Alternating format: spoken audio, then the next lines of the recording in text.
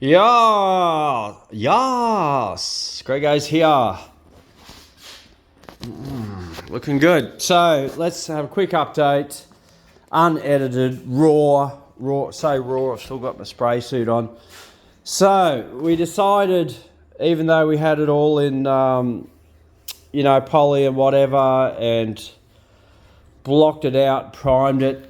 By the time I really hard blocked it, hard blocking mean using the polycarbonate blocks, not the rubber backed ones.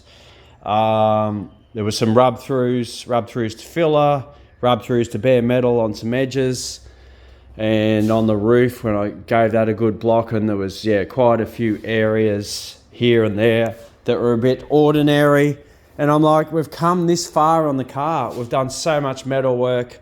Engine bay's all finished, as you know, and so much work on the car, and it just seems like a shame now to rush the final stages when I know we can make it a little bit better. So basically the lines are looking lovely.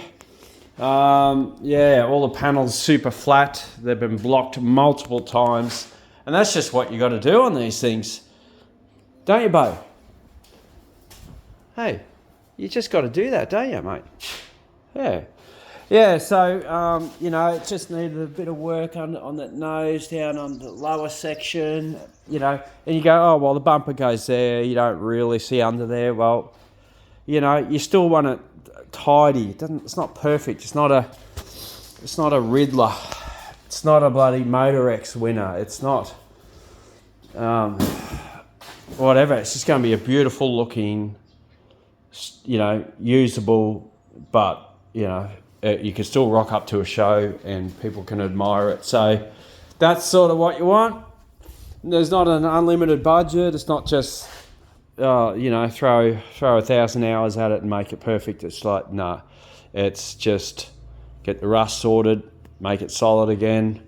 It wasn't just the rust, it was also the strengthening plates that we welded in, all very important. So that's about it.